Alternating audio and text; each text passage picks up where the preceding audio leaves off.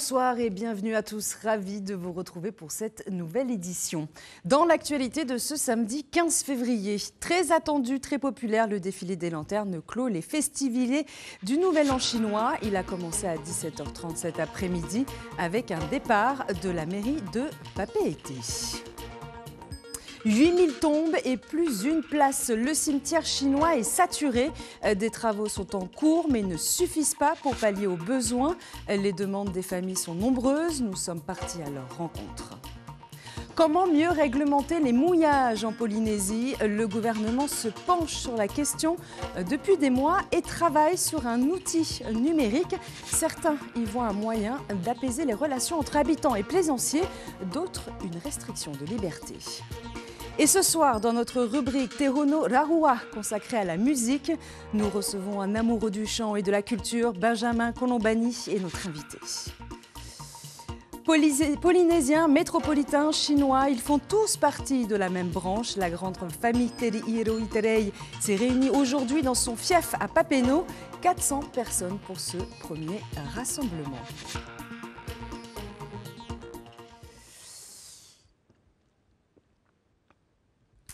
Merci beaucoup de nous avoir rejoints ce soir. Le chemin du repos éternel est saturé. Le cimetière chinois entre Pire et Aroué ne peut plus accueillir les défunts. Les demandes des familles de la communauté asiatique affluent. L'association Sinitong, en charge de l'espace, tente d'y répondre et engage de nouveaux travaux pour construire 100 caveaux supplémentaires. Mais tous sont déjà réservés. Une des solutions évoquées depuis une dizaine d'années, la création d'un crématorium. Mélissa Chang et Jérôme Lee. Cette maisonnette en granit est la première à être érigée sur un des caveaux du cimetière chinois, avec en son cœur l'urne d'un défunt décédé aux États-Unis il y a 1 an. Il repose désormais auprès de ses parents. On a fait en sorte qu'il ait sa place, parce qu'on ne voulait pas qu'il se retrouve tout seul là-bas en Amérique. Et que nous sommes tous ici, vous avez pu constater que toute la famille est là. Et que là-bas, il serait tout seul. Lors des Toussaints, il n'y a personne.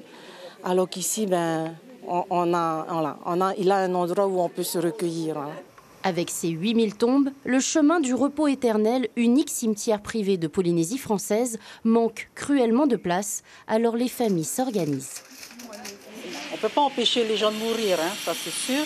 Et l'année dernière, on a dû exhumer ma tante, qui était carrément comme elle a été enterrée en 1948.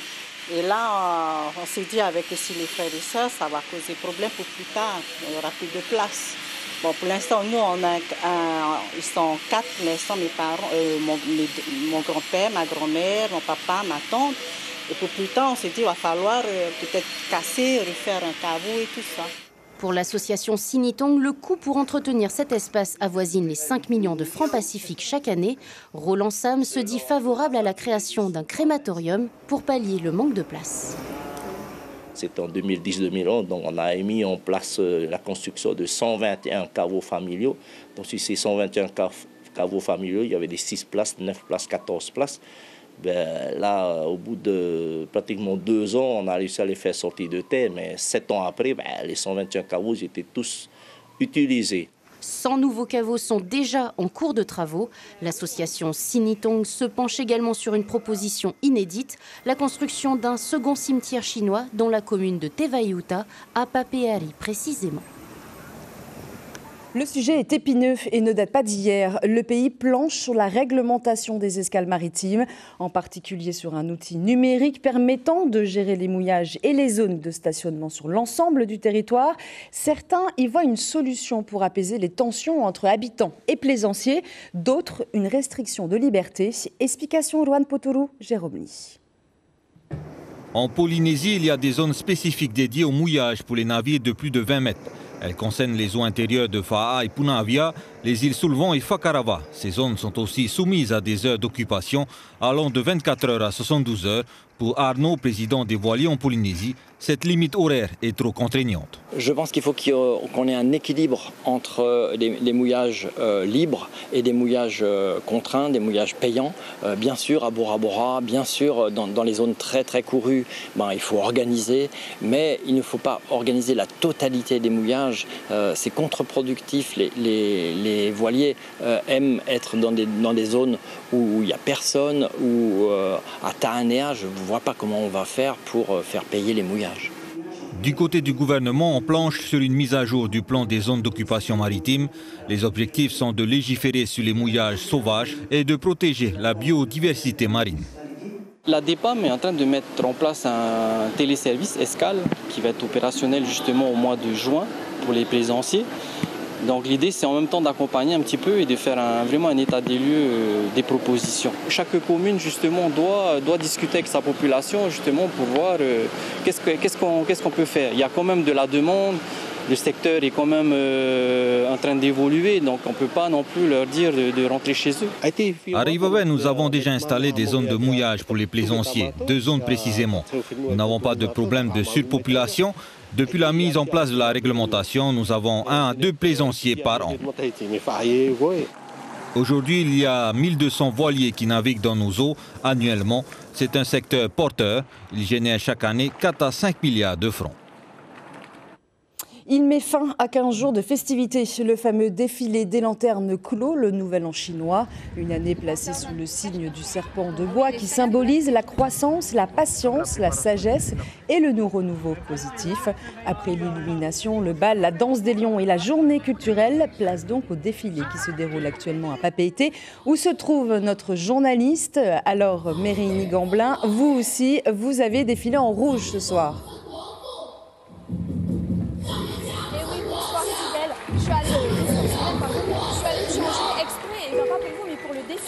Alors il vient juste de se terminer, les lions et les personnes ont défilé de Papeete jusqu'au temple Panti. Puis là on vient d'arriver au temple Panti. Heureusement qu'on est arrivé juste avant une grosse pluie qui s'est abattue au-dessus de nous. Il y a vraiment beaucoup de monde, il y a au moins 200 personnes qui là actuellement. Et bien, les danseuses sont sur scène. Je vous laisse apprécier un petit peu. On a aussi les officiels qui sont dans le public, dans les gradins. Voilà, les familles sont venues en nombre pour essayer les jeunes sont venus pour voir un petit peu leur culture, se rapprocher un petit peu de leur culture. Et puis voilà, ils vont pouvoir apprécier les festivités jusqu'à 21h ce soir au temple Panti. Merci beaucoup Mérini Gamblin et Patrick Tixing à la caméra. Et ce rappel à présent, météo, une vigilance jaune est en cours. De fortes pluies sont attendues ce week-end pour les archipels de la Société, des Australes et des Gambiers. Ces précipitations seront accompagnées d'orages et d'un vent soutenu avec des rafales atteignant 70 à 90 km/h dimanche et lundi, jusqu'à 110 km/h mardi et mercredi. La mer sera forte à très forte à partir de lundi. La plus grande prudence est donc recommandée aux abords des passes, des rivières et près des littoraux. Alors que les Australes se préparent au mauvais temps, à Reivave, une nouvelle station météorologique a vu le jour. Elle a été mise en place la semaine dernière. Le bâtiment est alimenté par un panneau solaire afin de mesurer la vitesse du vent et la température. Cette station est également dotée d'un équipement spécifique pour vérifier les marées. Les précisions de Yuri Verchel, assistant ingénieur à l'Université de Tahiti.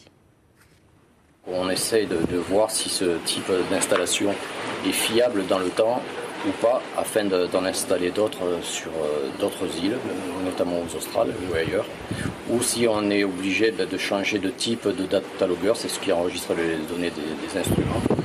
Donc c'est pour ça qu'on est en phase un petit peu d'expérimentation afin de notifier quels instruments sont fiables dans le temps, ainsi que quel type de datalogueur, si celui-ci va tenir ou pas.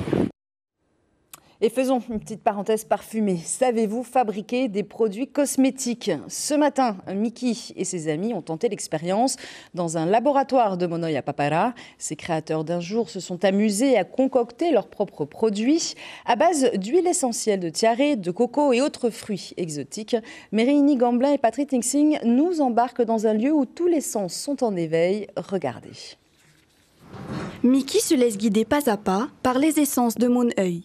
Il aimerait bien un jour se lancer dans le commerce de cosmétiques. Aujourd'hui, il se met donc dans la peau du personnage. Ça tombe bien, ses boucles ont besoin d'un petit soin. J'ai toujours aimé tout ce qui est parfum, soins, shampoing et j'en passe. Et c'est vrai que faire ça aujourd'hui, ça me donne une petite idée peut-être Déjà pour commencer, voir comment le processus se fait et pourquoi pas faire à plus grande échelle dans un futur proche. Ylang-ylang, ananas, hibiscus, il hésite encore sur la recette définitive. La fabrication d'un cosmétique se fait en 3 étapes et celle-ci est essentielle, elle donnera tout le parfum aux soins. Vaheana valide le concept. J'ai toujours pensé du bien en fait, de cet atelier. C'est pas la première fois que je le fais. Ça fait plusieurs fois que je viens en fait, créer mon produit. Et en plus, ça dure dans le temps. Il est très intéressant, ça a beaucoup évolué depuis et on a vraiment le choix. Une activité à faire entre amis. Ils sont 5 participants aujourd'hui. Olivier Touboul donne ses meilleurs conseils. Il apprécie particulièrement ces moments d'échange. Très souvent, on remarque qu'une personne, quand elle a un caractère très féminin ou masculin, c'est assez marqué dans les créations personnalisées qu'ils font. Parce qu'au final, ils recherchent des odeurs qui sont familières et qu'ils aiment bien. Donc au final, effectivement, on démarque très vite les caractères réguliers. Ces créateurs d'un jour rentreront avec leurs petits flacons de baume, huile ou soins capillaires. Une belle vitrine pour le Moon Oeil Made in Fénois. Ce laboratoire en exporte jusqu'à 200 tonnes par an. Pause musicale à présent avec notre rubrique du samedi soir, Te Hono Rawa.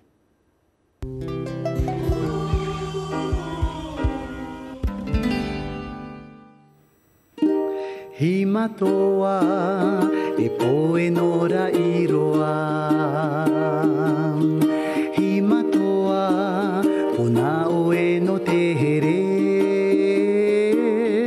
Himatoa wahine tui hei ora Te atua to oe haapura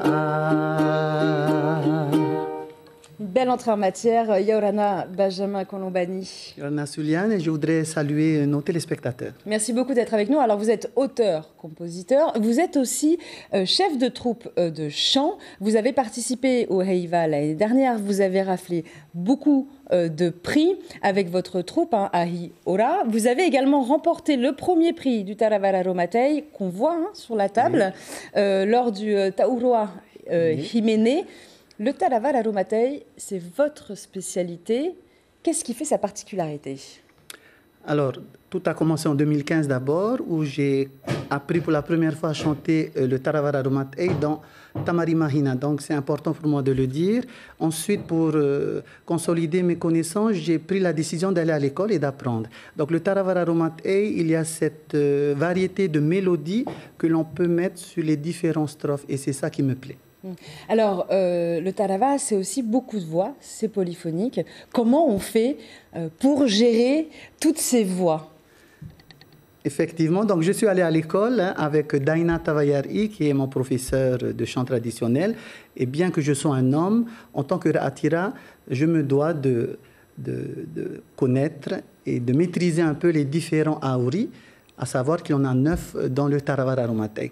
Donc c'est un challenge pour moi et le défi est relevé. Alors vous avez été d'ailleurs élu meilleur Ra'atira au Heiva l'année dernière. Quel est le rôle du Ra'atira? Qu'est-ce que vous faites exactement? Alors il y a toute une gestion avant le Heiva, pendant le Heiva surtout, mais...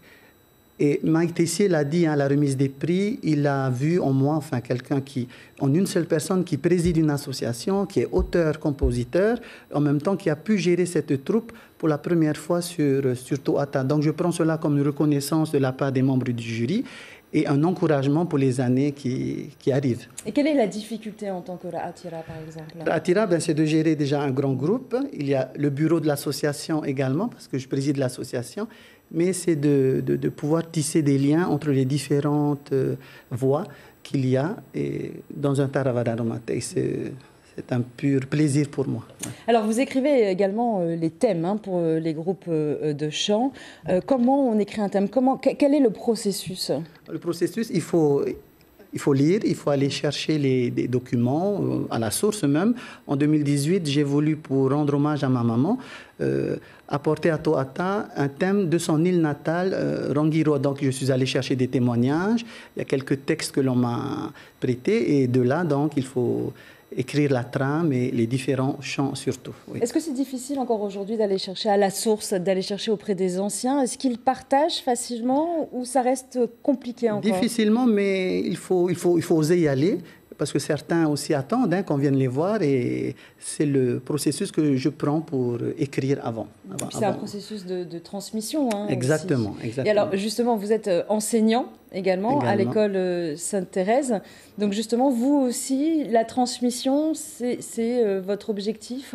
Ah, et puis c'est surtout les directives ministérielles de notre ministre Roni Teripaya qui encourage l'enseignement des chants traditionnels à l'école élémentaire, chose que je fais, je partage à mes collègues et les premiers services sont bien sûr mes élèves. Alors vous êtes dans des troupes de chant, vous êtes enseignant, mais vous chantez aussi au sein de la communauté religieuse. Oui. Vos chants sont repris un petit peu partout. C'est important également de contribuer au sein de la communauté religieuse, aussi peut-être pour la transmission auprès des jeunes, auprès de... Bien sûr, depuis tout petit, nos parents ne nous ont pas obligés, mais encouragés à aller dans la chorale et puis... J'ai ce don, ce talent d'écrire, de composer et je me dois de les partager à toutes les personnes qui le veulent, que ce soit dans le domaine religieux et culturel. Merci beaucoup. C'est moi. Merci beaucoup Benjamin Colombani d'avoir été avec nous. Et donc je rappelle, vous êtes auteur, compositeur et chef de la troupe de chant Ahi Ora. C'est la fin de cette rubrique Teono Raoua.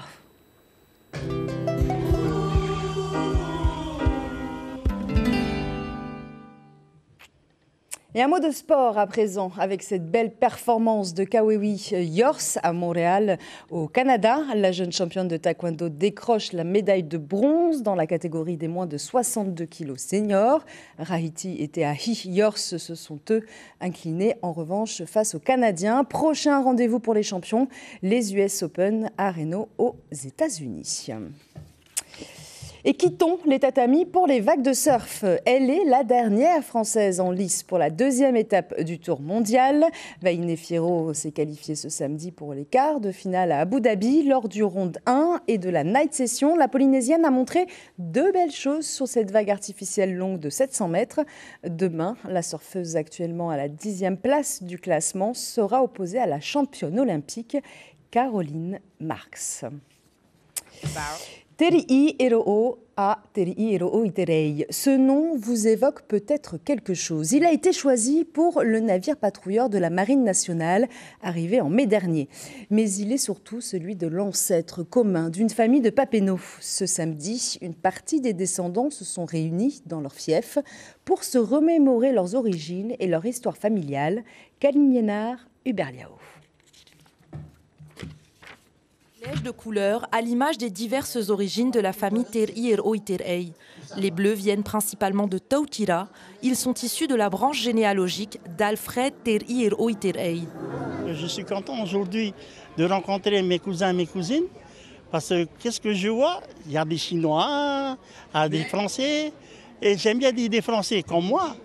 Je descends d'une famille bretonne, les renvoyés. Après, j'ai des familles comme Boug. En jaune, c'est la branche d'Émilie, l'arrière-grand-mère d'Étienne Ra'apoto.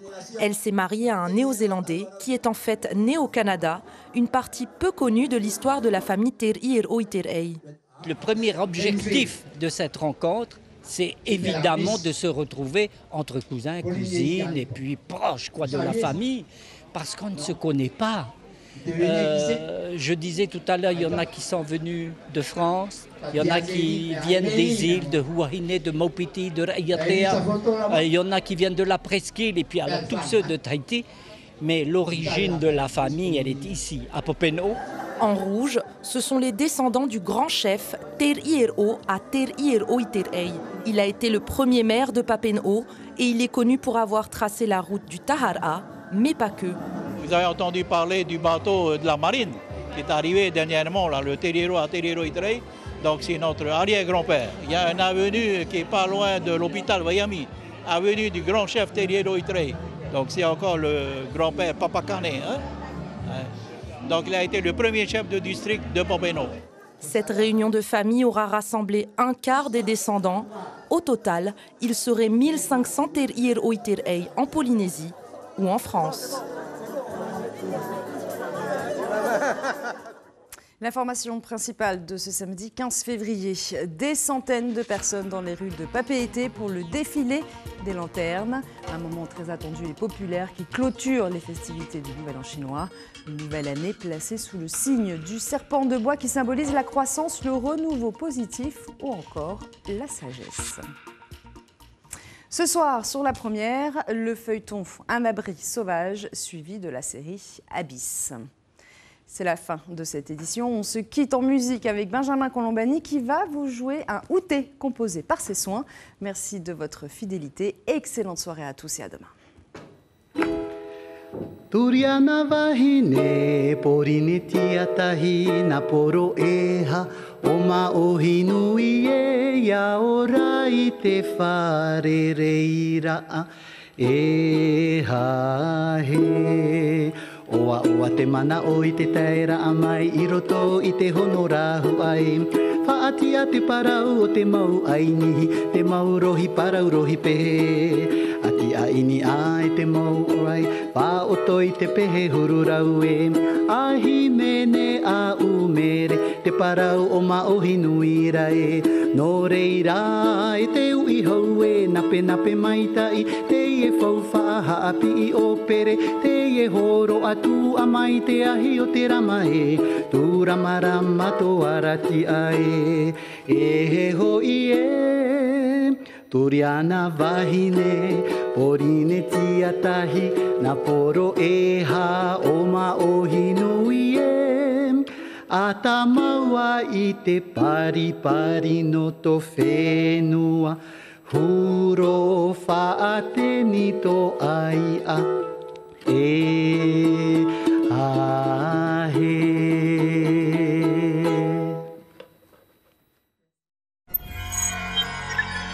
Retrouvez ce programme en replay sur notre site internet.